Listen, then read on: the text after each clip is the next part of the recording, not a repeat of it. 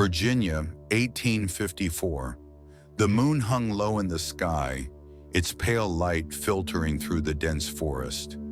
Anthony Burns, a 20-year-old enslaved man, ran with his heart pounding in his chest. Welcome to the glorious historian, where the silenced voices of enslaved Africans resound through time. From brutal chains to unbroken spirits, we unveil their struggles, resilience, and legacy.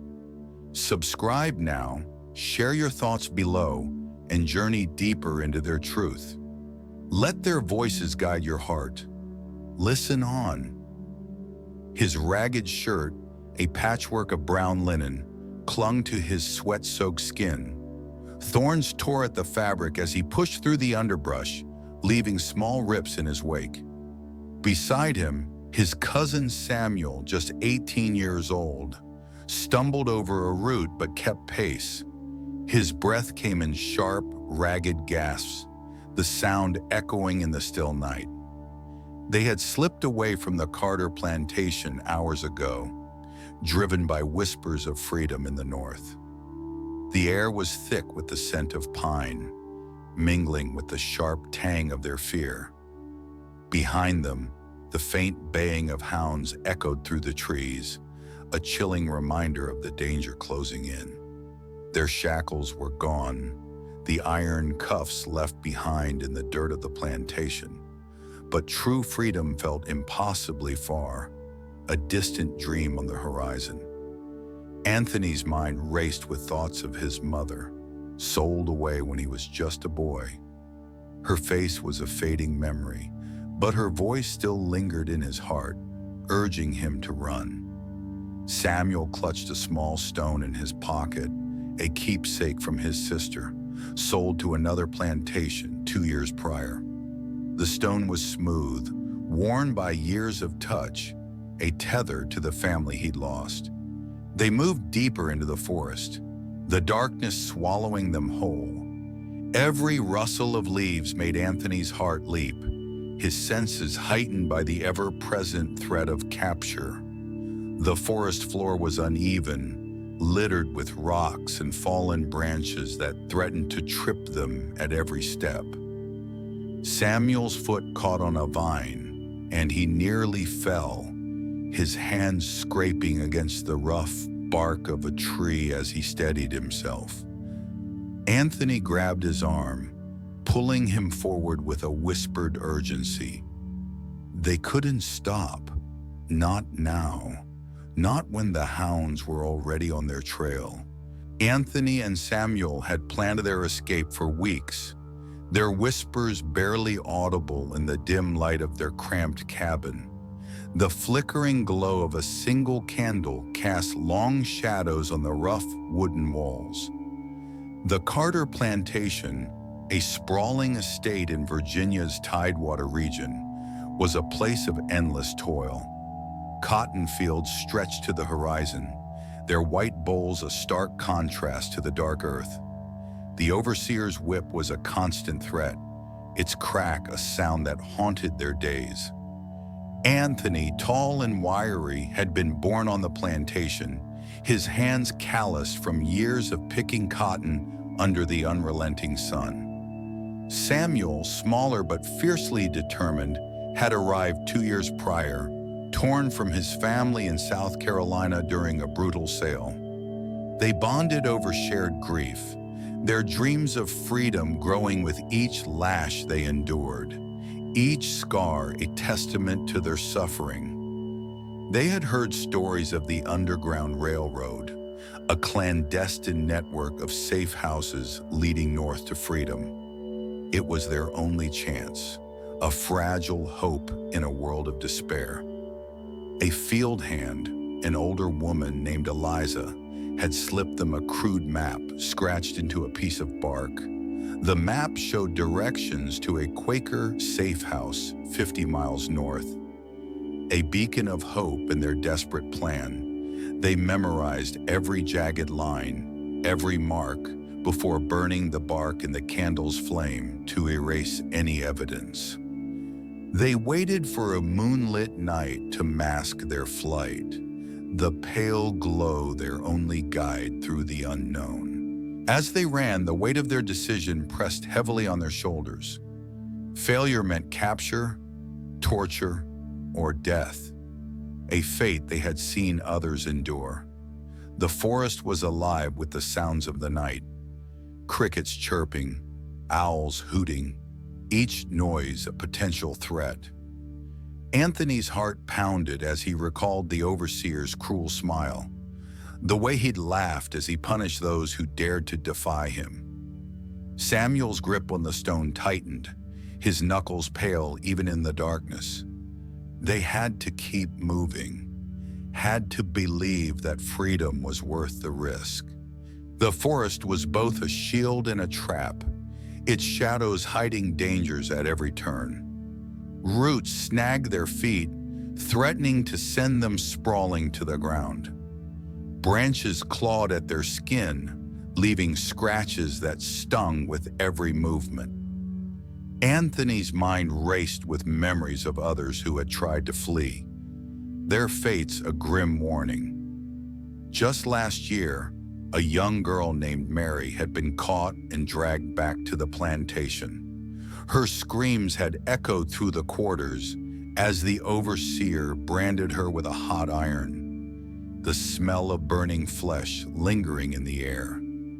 The thought fueled Anthony's resolve. He would not let that happen to them. Samuel's breaths came in sharp gasps, his body not yet accustomed to such exertion after years of labor. He refused to slow down, his determination matching Anthony's own. They navigated by the stars, the North Star their guiding light, a beacon of hope in the endless dark. The terrain grew rougher, the ground uneven with rocks and fallen logs that tested their endurance. Anthony's foot caught on a root, and he stumbled, his knee scraping against a jagged stone. Blood seeped through the tear in his pants, a warm trickle against his skin, but he ignored the pain. He pulled Samuel along, his cousin's eyes wide with fear, but unwavering in their resolve. The distant baying of hounds grew louder, a chilling reminder that time was not on their side. The sound seemed to come from every direction, the forest amplifying the hounds' cries into a terrifying chorus. Anthony's heart pounded in his chest, each beat a reminder of the stakes. They had to keep moving, had to outrun the dogs, the men, the past that threatened to swallow them whole. The forest stretched on endlessly, its shadows deepening as the moon dipped lower in the sky. Samuel's hand brushed against Anthony's, a silent reassurance that they were in this together. By dawn, the Carter plantation was in chaos. The absence of Anthony and Samuel discovered during the morning roll call. The overseer, a burly man named Hawkins, stood in the center of the yard, his face twisted with rage.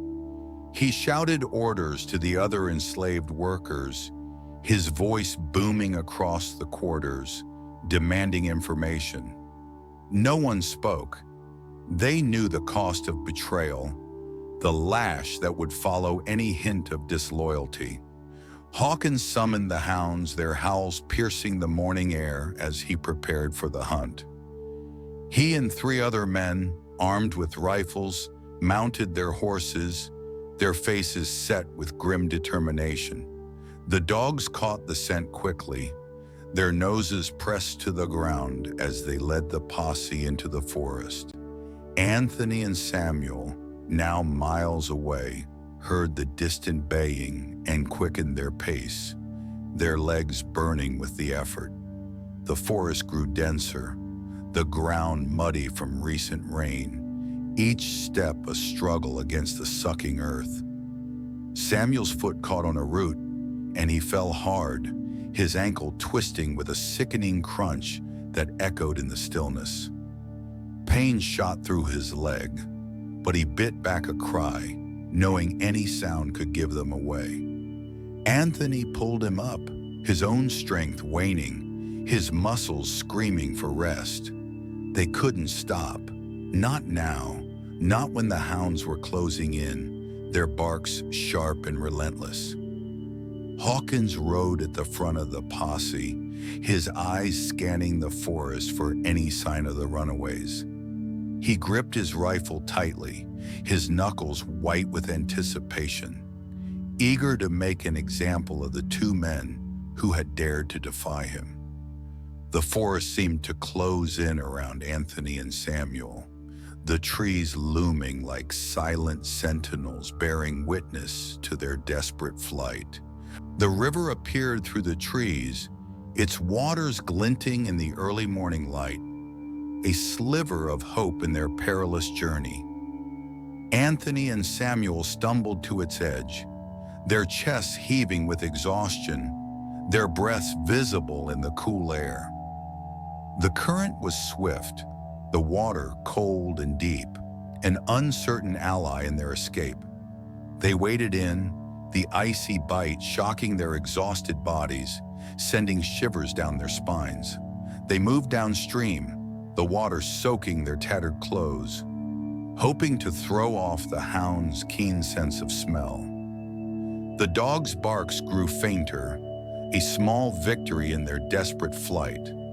But the danger was far from over. On the plantation, Hawkins and his men had reached the spot where Samuel had fallen, the dogs sniffing the ground furiously, their tails wagging with excitement. Hawkins dismounted, his heavy boots sinking into the mud as he examined the area. His eyes narrowed as he noticed a scrap of torn cloth caught on a branch, part of Samuel's shirt, a gray shred against the green of the forest. He cursed under his breath, realizing the runaways were heading for the river, their trail leading straight to the water's edge. Anthony and Samuel emerged on the far bank, shivering and soaked, their clothes heavy with water, clinging to their skin like a second layer of chains. Samuel's ankle was swollen, his steps agonizingly slow, each movement a battle against the pain. Anthony tore a strip from his own shirt, the brown fabric fraying at the edges, and wrapped it tightly around Samuel's ankle for support. The cold water had numbed their bodies, but it had also bought them time, a fleeting moment to catch their breath before the pursuit continued. They pressed on, the forest thinning as they approached a small clearing, the first sign of open ground since their escape. In the distance, a faint trail led north, the path to the safe house, if Eliza's map was correct, a fragile lifeline in their desperate journey. But the sound of hooves soon shattered their hope, the rhythmic thud growing louder with each passing second. Hawkins and his men had crossed the river upstream, their horses thundering through the trees, kicking up clumps of mud in their wake. The hounds, reinvigorated by the open terrain, howled with renewed vigor, their cries a terrifying promise of capture. The clearing offered no cover, exposing Anthony and Samuel to their pursuers, their figures stark against the open ground. They sprinted toward the trail, their legs burning with the effort. But Samuel's injury slowed them down, his limping gait a cruel hindrance. The hoofbeats grew louder, and Hawkins' voice rang out, ordering them to stop, his words dripping with malice. Anthony glanced back, his heart sinking as he saw the glint of rifles in the morning sun, the metal catching the light like a deadly promise. There was no outrunning horses, no escaping the inevitable on open ground like this. In desperation, they veered into a thicket, the dense brush offering a fleeting hope of concealment. Thorns tore at their skin, drawing thin lines of blood that mingled with the sweat on their faces. They pushed deeper, their breaths coming in ragged gasps, the air thick with the scent of earth and fear. The thicket was a double-edged sword, protection from the riders, but a trap for their weary bodies, each step a struggle against the tangled vines. The hounds reached the thicket first, their snarls terrifyingly close, their teeth bared in the dim light filtering through the branches. One lunged at Samuel, its jaws snapping inches from his leg, the hot breath of the beast brushing against his skin. Anthony struck it with a branch, the wood splintering as he drove the hound back, a desperate act of defiance. The delay was costly. Hawkins and his men surrounded the thicket, dismounting with grim determination, their boots crunching on the forest floor. Anthony and Samuel broke from the thicket, their bodies scratched and bleeding, running toward a rocky outcrop at the clearing's edge. They hoped to find a hiding place among the stones, a crevice to shield them from the inevitable. But the rocks offered little shelter, their jagged surfaces cold and unyielding, and the hounds were on them again, their jaws snapping with vicious intent. Hawkins, his face red with fury, ordered the dogs back, wanting the satisfaction of the capture for himself, his pride wounded by their defiance. He drew a coiled whip from his belt, cracking it in the air with a sound that echoed like thunder through the clearing. Anthony stepped in front of Samuel, shielding his injured cousin, his fists clenched in defiance, his jaw set with determination. Hawkins lashed out with the whip, catching Anthony across the chest, the leather biting into his skin with searing pain. The other men grabbed Samuel, tying his wrists with coarse rope, ignoring his cries as they twisted his injured ankle, the pain shooting through his body like fire. Anthony fought back, landing a desperate punch on one of the men, his knuckles bruising against the man's jaw. But a rifle butt to his head sent him sprawling to the ground, blood trickling from his temple, his vision blurring with the impact. Hawkins stood over him, his boot pressing into Anthony's back, the weight crushing the air from his lungs. He spat on the ground, his contempt a tangible thing, a final insult to their failed escape. The journey back to the Carter plantation was a blur of pain and humiliation, the forest giving way to the familiar fields of cotton. Anthony and Samuel were bound together, their wrists tied to the saddles of Hawkins' men, forced to stumble behind the horses, their bodies jolting with each step. Each movement sent jolts of agony through Samuel's ankle, the swelling worsening with every mile, but he bit his lip, refusing to show weakness. Anthony's chest burned from the whip's lash, the raw skin stinging with every breath, his head throbbing from the blow that had felled him. The plantation came into view by midday, its white columns stark against the green fields, a symbol of the oppression they had tried to escape.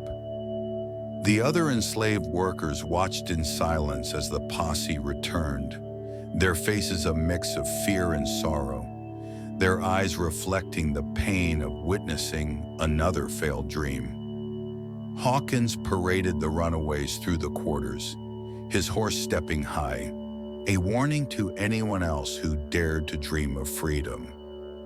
They were thrown into a small windowless shed used for punishment, the door slamming shut behind them with a heavy thud that echoed in the darkness. The punishment began at dawn the next day, the sun just cresting the horizon as Hawkins dragged Anthony and Samuel from the shed. Their bodies were stiff from a sleepless night on the hard ground, their muscles aching from the ordeal of their escape.